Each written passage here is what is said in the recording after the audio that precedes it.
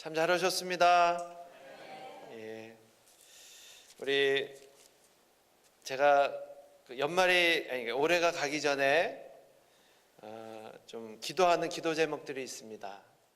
특별히 새벽마다 또 금요일에 또 틈나는 대로 위해서 기도하는 거는 하나님 이곳에서 얼마나 사역할지 모르지만은 제가 있는 동안에 장례식은 안 치렀으면 좋겠습니다.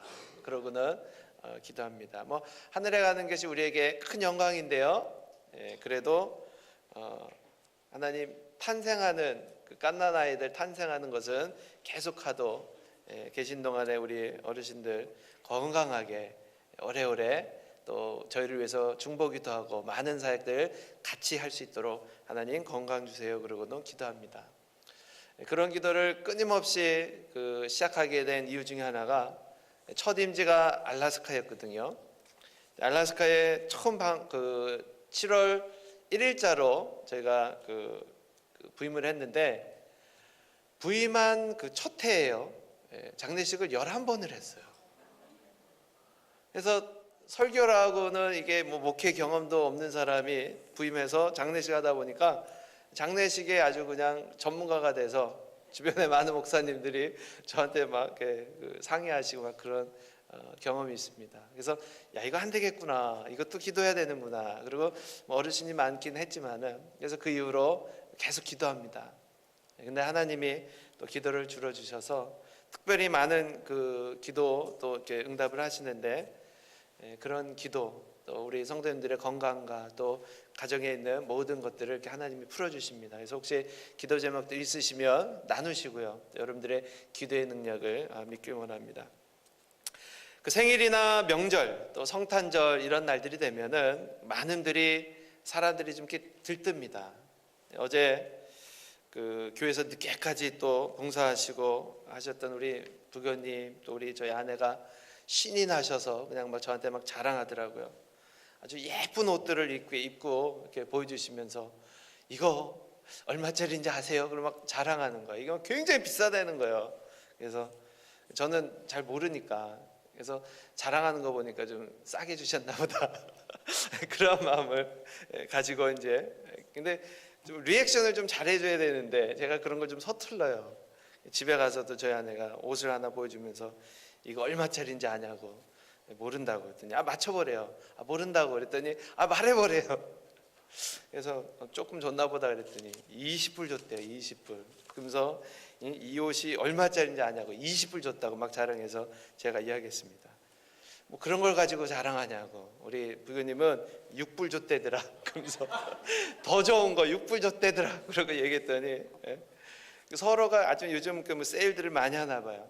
그래서 서로가 그런 귀한 것들을 이렇게 주고받는 그런 날인 것 같습니다. 그런데 선물을 주고받을 때 꼭 하지 않아야 되는 것이 있습니다. 그게 뭐냐? 누군가가 선물을 이렇게 딱 했는데 받자마자 이거 얼마짜리야? 물어보는 거. 그러면 절대로 안 됩니다. 부부 사이에도 그렇고요. 가족 간에도 그렇고 누가 선물해 줬을 때 이거 얼마짜리야? 그러고 물어보지 마세요. 또 물어봐서는 안 되는 게 있죠. 이거 진짜야 가짜야? 그럼 물어보지 마세요. 진짜든지 가짜든지 주는 사람의 정성이 있는 겁니다. 또 우리 아내분들이 또 그런 분들이 있다는데 나 이거 안 좋아하는데 캐시로 줘. 캐시로 받고 와. 나 현찰이 좋아. 그러고는 막 이야기한대요. 제가 이 이야기를 하면은 저희 아내가 끝나고 또 이야기할 겁니다. 제발 좀 그 얘기 하지 말라고. 저는 은퇴할 때까지 할 겁니다. 이제 상처를 받은 이야기를 그 이후로 저는 선물을 안 합니다. 아내에게. 제가 집회 같은 데를 이렇게 갔는데 바닷가에 갔어요. 그래서 집회를 마치고 중간에 쉬는 시간에 바닷가를 가는데 돌들이 너무너무 예쁜 거예요. 그래서 그 순간에 탁 떠오르는 게 이거 아내를 갖다 주면 좋아하겠다.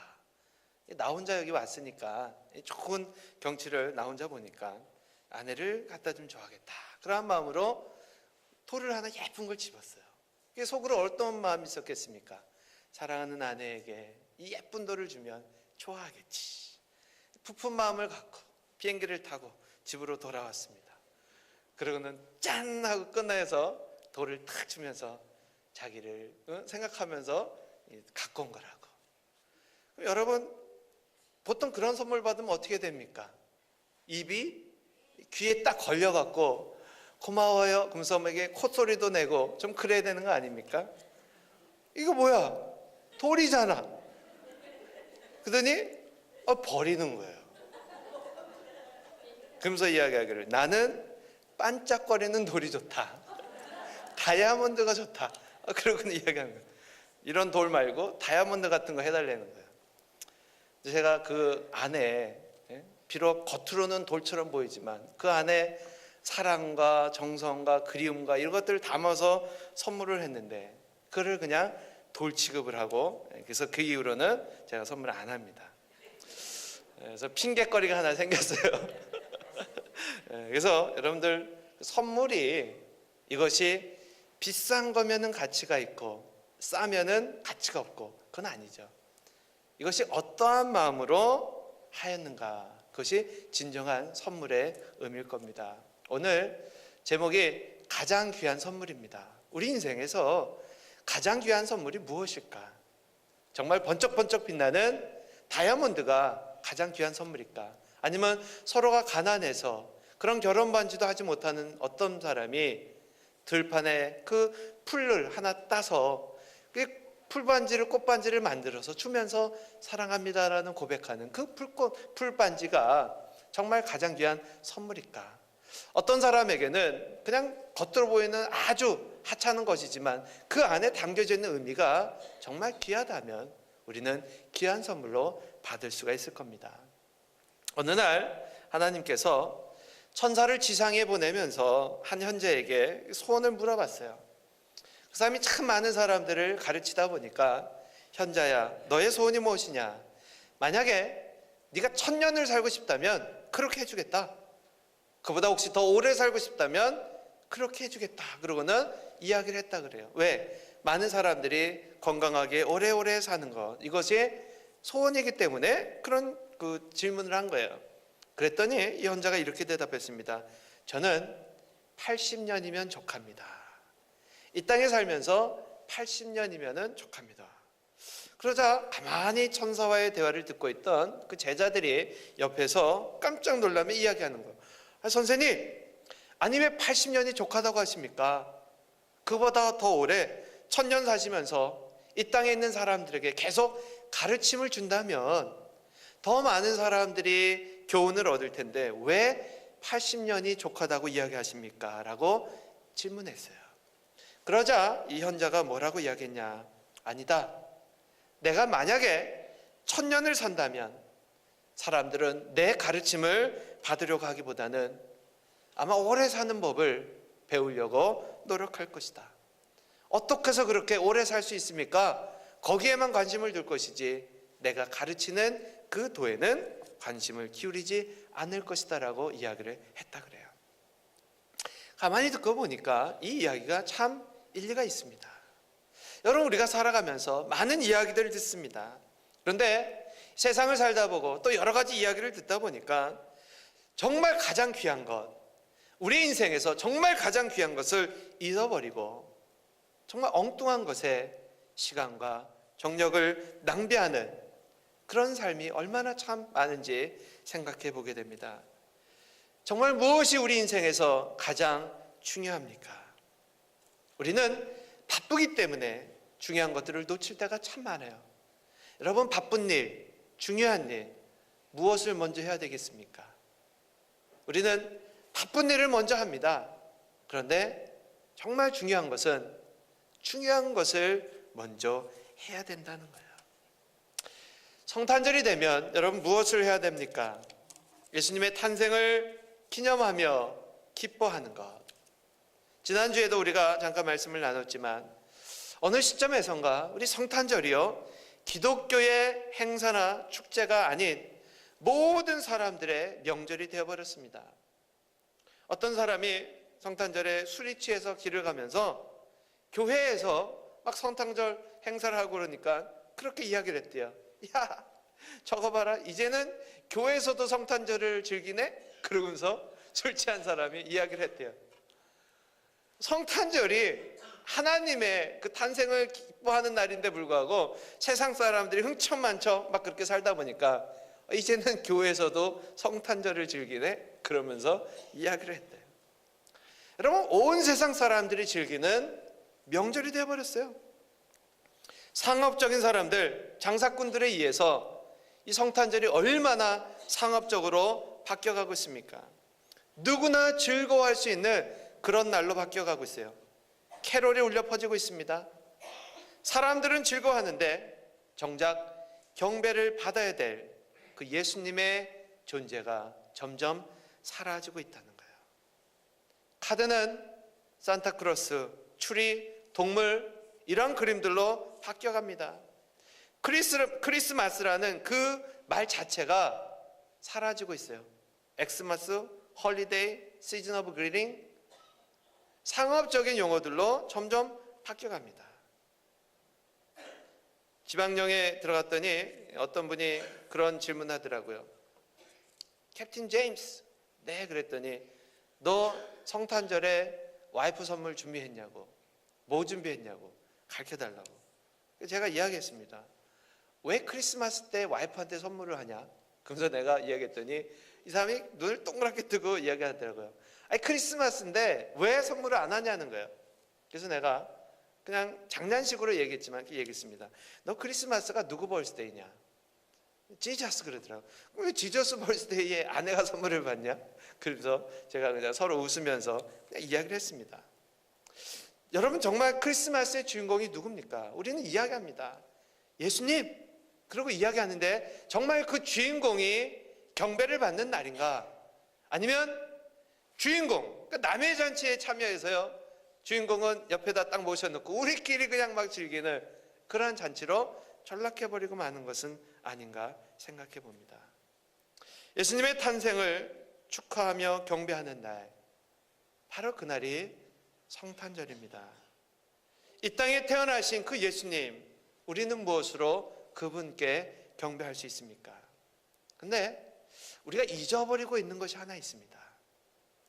성경에 보면 오늘 우리가 찬양도 불렀지만요, 동방박사 세 사람 산 넘고 물 건너 하나님 앞에 이렇게 주님께 나와서 경배했다고 기록되어 있습니다. 여러분, 그들이 그 예수님께 드린 그 예물을 기억하십니까? 황금과 유황과 몰약. 이것은 왕들이 받을 수 있는 그러한 그 예물이다.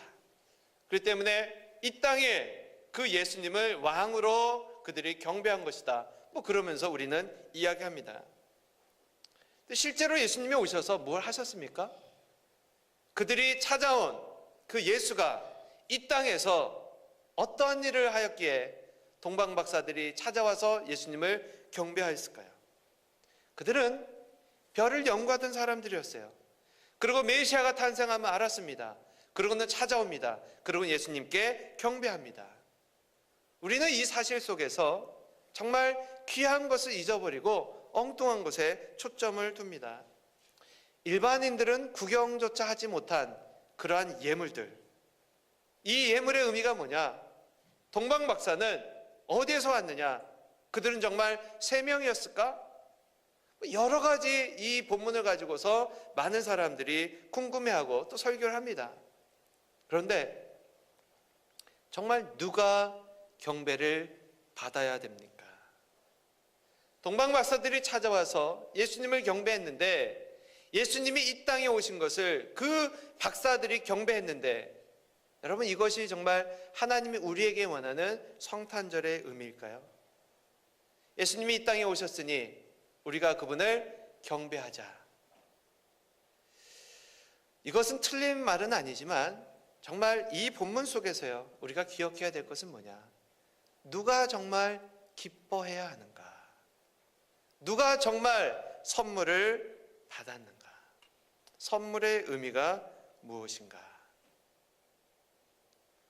성탄절은 이 땅에 오신 왕으로 오신 그 메시아를 경배하는 날이 아닙니다. 여러분, 세상에서 가장 귀한 선물을 받은 사람이 누구겠습니까? 그게 바로 우리라는 거예요. 성탄절은 우리가 예수님의 탄생을 기뻐하는 날이긴 한데 왜 기뻐해야 되는가? 가장 귀한 선물을 받은 사람들이 누구인가? 세상에서 가장 귀한 선물, 온 인류의 구원자로 이 땅에 하나님이 우리에게 선물을 주신 날, 바로 그날이 성탄절이라는 거예요. 누가 기뻐해야 됩니까? 바로 모든 인류가, 지난주에 이야기했듯이 모든 인류가 기뻐해야 될 날, 가장 귀한 선물을 받은 날, 예수님이 선물을 받은 날이 아니라 우리가 하나님께로부터 선물을 받은 날이 성탄절이라는 거예요.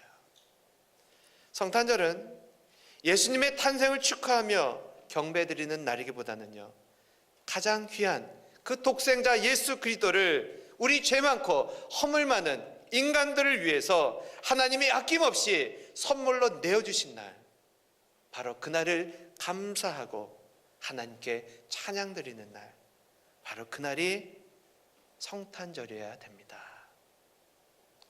우리가 선물을 받으면 기뻐합니다. 여러분, 선물 받았을 때 싫은 사람 있으십니까? 어떤 선물 받으면 기뻐하십니까? 의미가 담긴 이 땅에서 어느 누구도 줄 수 없는 가장 귀한 선물을 우리 모두가 하나님께로 받은 줄 믿습니다. 바로 이것을 믿는 사람들, 이것을 깨달은 사람들이 하나님께 너무도 귀한 걸 받아서 막 기뻐서 막 그냥 춤을 추고 사람들한테 자랑하는 날, 그날이 바로 성탄절이라는 거예요. 우리가 무엇으로 하나님을 기쁘게 할 수 있겠습니까? 우리가 아무리 정성을 다해 준비하고요, 황금과 유황과 몰약을 준비해서 하나님께 드려도 하나님이 우리에게 주신 선물에 비하면요, 아무것도 아닙니다. 바로 우리 인간들을 위해서 가장 귀한 예수 그리스도를 우리에게 선물로 주셨습니다. 독생자까지도 내어주신 그 하나님의 사랑, 이 사랑을 우리는 감사함으로 하나님께 예배를 드려야 되는 겁니다. 아프지만, 희생이 있지만, 고난이 있지만 다 아시면서도 행할 수밖에 없었던 것, 바로 그것이 하나님의 사랑입니다.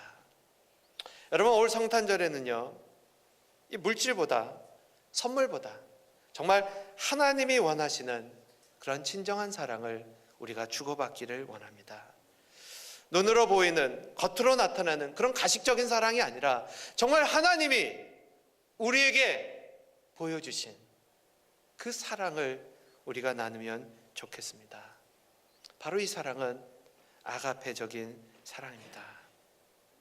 아직도 우리 주변에는 사랑을 필요로 하는 손길이 많습니다. 그러한 기관들이 많습니다. 우리 교회 안에도 있습니다. 우리 구세군이 자선 낭비를 하는 이유가 무엇입니까? 돈을 많이 모으는 것? 모아서 뭐 하게요? 더 많은 사람들을 돕기 위해서 우리가 기금을 모으는 겁니다. 이 사랑을 우리가 나누기 원합니다.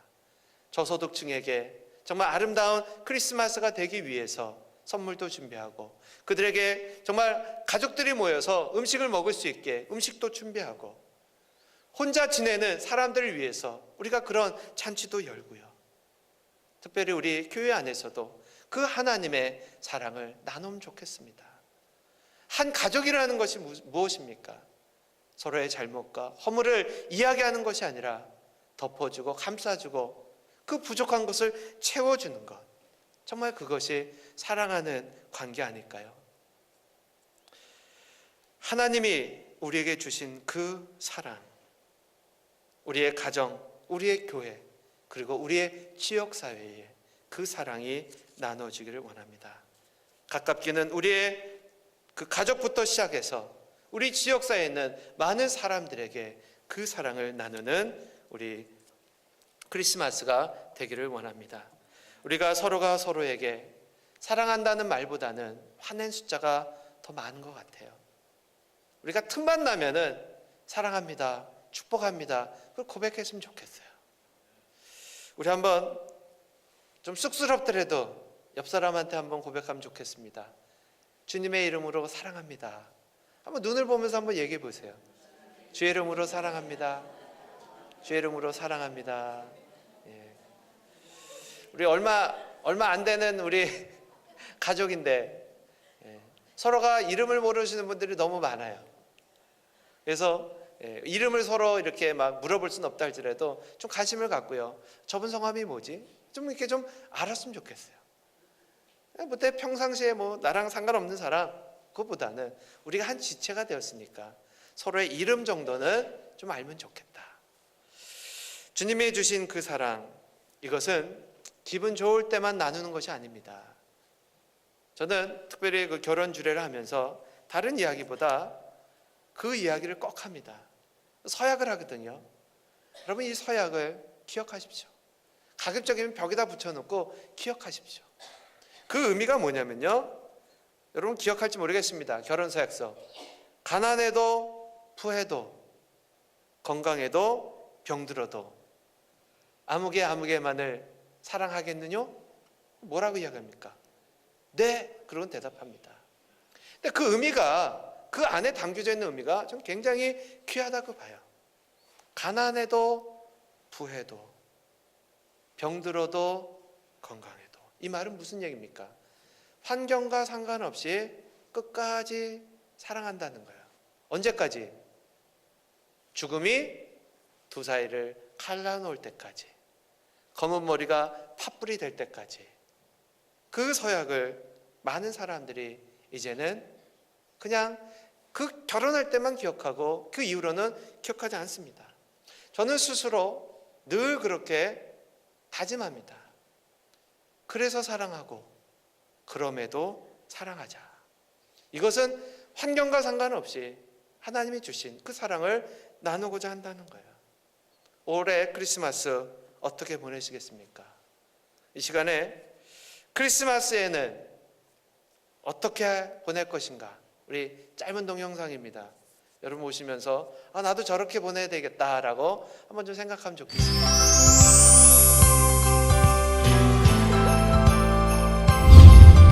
크리스마스 때요?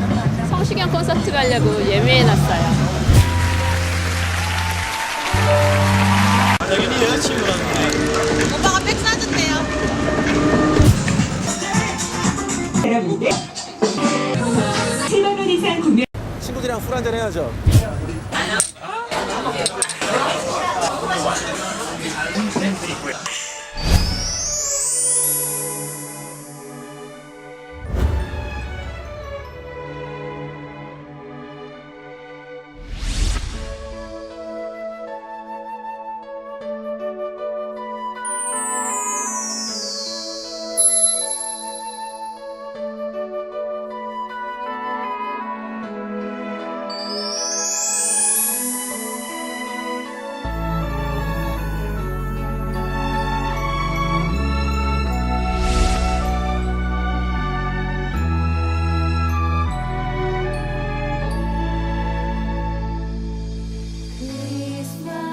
크리스마스에는 축복은 크리스마스에는 사랑은 주님과 만나는 그날을 기억할게요.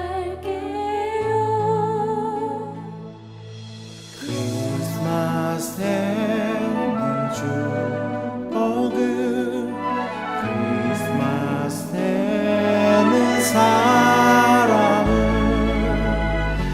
주님과 만나는 그날을 기억할게요. 힘들어 지칠 때나 가슴 아플 때도 나에겐 주님밖에 없어요. 언제나 내 마음은 항상 주님 곁에 언제까지라도 영원히 우리 함께 모여서 주님 노래 불러요. 온 세상이 주님 향기로 가득하게요.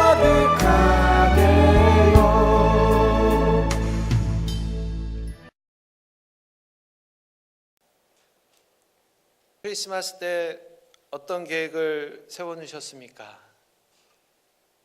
콘서트 가야지, 파티해야지, 친구들하고 모여서 환전해야지, 뭐 여러 가지 자기들만을 위한 계획. 그런데 그 뒤에 나와 있는 것은 진정한 사랑을 한번 나눠보자. 작은 것이라도. 주변에 좀 소외되신 분들, 쓸쓸히 혼자 지내는 분들을 한번 돌아볼 수 있는 그런 크리스마스가 되면 좋겠습니다. 그런 의미에서 오늘 본문은 우리를 향한 하나님의 그 사랑을 참 잘 보여주고 있습니다. 요한복음 3장 16절 17절, 이것은 성경 전체를 압축해 놓은 복음이라고 이야기합니다. 하나님이 우리에게 주신 그 가장 귀한 선물, 그 사랑은 어떤 사랑이었습니까? 우리가 이 올 크리스마스 때 사랑을 나눠야 되는데 어떠한 사랑을 나눠야 될까요? 가장 먼저는 무조건적인 사랑입니다. 여러분, 사랑의 의미의 그 무조건, 이 말은 조건이 담긴 것은 진정한 사랑이 아니라는 거예요. 그것은 계약입니다. 그것은 거래입니다. 사랑에는 세 가지 종류가 있습니다. 첫 번째는 만약 뭐뭐라면 사랑하겠다. 이것이 조건을 제시하는 거예요. 만약 뭐뭐이라면, 이 조건이 충족되었을 때만 사랑하겠다는 거예요. 예를 들어서, 야, 네가 공부 잘하면, 네가 뭐 말을 잘 들으면, 당신이 이거 해주면, 이 조건이 충족되면 사랑하겠다는 거예요. 이것은 진정한 사랑이 아니에요. 두 번째는 뭐뭐이기 때문에, 이것은 어떤 조건이 충족되었기 때문에 하는 사랑입니다. 예를 들어서 당신이 돈이 많기 때문에, 당신이 잘생겼기 때문에, 당신이 매력적이기 때문에 우리가 가장 선호하는 사랑입니다. 나의 원하는 조건이 충족돼서 그것을 사랑하겠다는 거예요.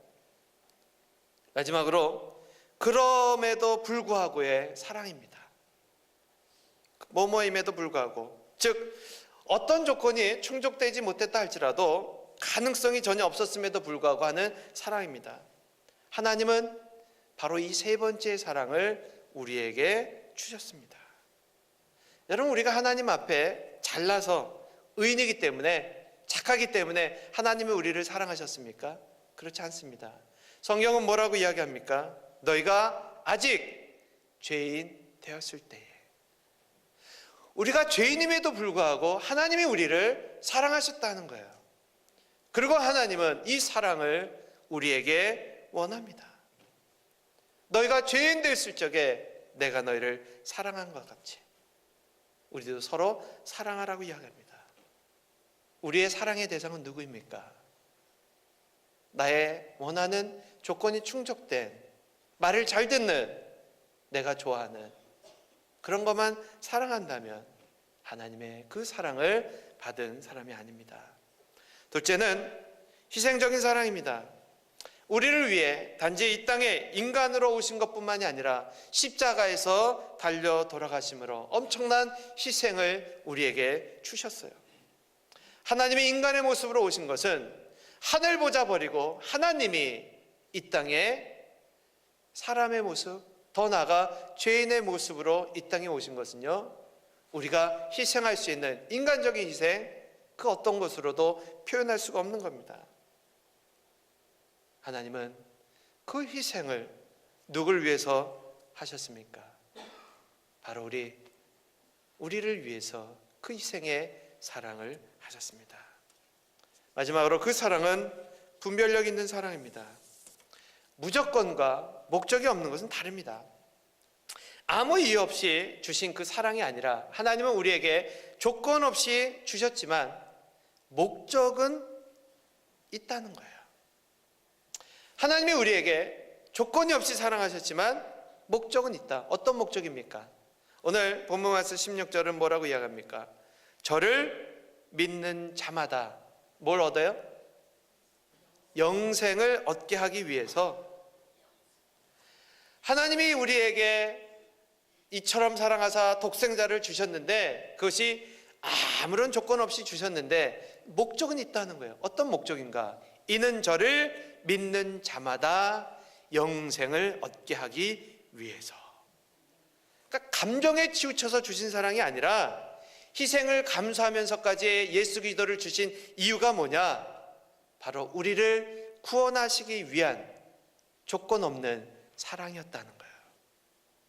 우리는 때때로 자녀에게 맹목적으로 사랑을 베풉니다. 잘못을 지적 안 합니다. 요즘 그 부모님들 보면 아이를 키우면서 아이가 잘못한 것을 지적하지 않아요. 왜? 기죽는다고. 아이 기죽이지 말라고. 그냥 오냐오냐 키웁니다. 근데 이것은 진짜 사랑이 아니에요. 잘못을 지적하지 아니하고 오냐오냐 키우는 것이 우리는 사랑이라고 생각합니다. 무조건 다 덮어주는 것이 사랑이라고 생각합니다. 조건은 없지만 여러분 목적은 분명히 있어야 됩니다. 무조건 오냐오냐 하는 것이 사랑이 아니라 하나님이 우리에게 주신 그 사랑은 조건은 없지만 목적이 있는 분별력 있는 사랑이었다는 거예요. 그렇기 때문에 우리가 하나님이 주신 그 사랑을 통하여서 무엇을 우리가 얻어야 되는가? 예수 그리스도를 믿는 자마다 멸망치 않고 영생을 얻게 하는 것. 하나님의 그 사랑은 우리를 이 땅에서 살리기 위한 바로 목적 있는 사랑임을 깨닫기를 원합니다. 그렇기 때문에 하나님은 우리가 살아가면서 예수님을 만나고 하나님을 믿는데 방해되는 요소가 있다면요, 그것은 하나님이 과감하게 치십니다. 하나님을 믿게 하는 데 있어서 방해하는 요소들, 우리 또한 과감하게 버리고 결단할 수 있는 용기가 필요합니다. 교회는 무엇을 하든지 예수 그리스도를 만날 수 있는 그런 통로로 우리가 쓰임 받아야 됩니다. 세상 사람들한테 존경받고요, 사람들을 즐겁게 하는 것이 아니라 우리가 무엇을 하든지 이것을 통하여 예수님을 만날 수 있는 것, 바로 그러한 행사들이 교회에서 행해야 될 행사들인 겁니다. 성탄절은 예수님의 탄생을 단지 즐거워하는 절기가 아닙니다. 나를 사랑하셔서 가장 귀한 선물을 주신 그 하나님의 사랑을 깨닫고 그 사랑을 나누는 날입니다. 믿음은 지식으로 증명되지 않습니다. 믿음은 삶으로 증명됩니다. 여러분, UFO가 있다고 믿으십니까? 그 우주선 UFO, 외계인들이 보낸 UFO 믿는 사람들 참 많더라고요. 근데 믿든지 안 믿든지 중요하지 않습니다. 왜? 실제로 그것이 나에게 어떤 삶에 영향력을 주지 않아요. 믿든지 안 믿든지, UFO가 있든지 없든지 나의 삶에 영향을 주지 않아요. 그런데 그 믿음이 영향을 주는 것이 있습니다. 예를 들어서 두통에 여러분 아스피린이 좋다고 믿으십니까? 두통에 타이레놀이 효과가 있다고 믿으십니까? 그 믿음은 무엇을 동반합니까? 내가 머리가 아프면 뭘 먹습니까? 아스피린, 타이레놀을 먹습니다. 왜? 믿음이 있기 때문에 먹는 거예요. 바로 이 믿음은 나의 삶에 영향을 주는 겁니다. 예수님이 우리의 구세주이시며 그분을 믿으면 영생을 얻는 것을, 구원을 얻는 것을 믿으십니까? 바로 이 믿음은 UFO가 있다 없다 이런 믿음이 아닙니다. 나의 삶에 영향을 주는 믿음이에요. 내가 그리스도로 말미암지 않고는 아버지께로 나갈 수 없다라는 이 믿음이 있는 사람은요, 삶 속에서 그 주님이 원하지 않는 하나님의 말씀에 어긋난 그런 삶을 살지 않습니다. 이 믿음은 나의 삶에 영향을 주는 겁니다. 지식적인 믿음이 아니라 행함이 없는 믿음은 죽은 믿음이라고 한 그 말씀처럼 정말 예수님을 믿는다면, 하나님을 믿는다면 그 증거가 삶에서 나타나야 됩니다. 올 크리스마스는 어떤 선물을 주고받길 원하십니까? 사랑하는 사람에게 어떤 선물을 하시길 원하십니까? 이 세상에서 가장 귀한 선물, 예수 그리스도를 전하지 않으시겠습니까? 기도하시겠습니다.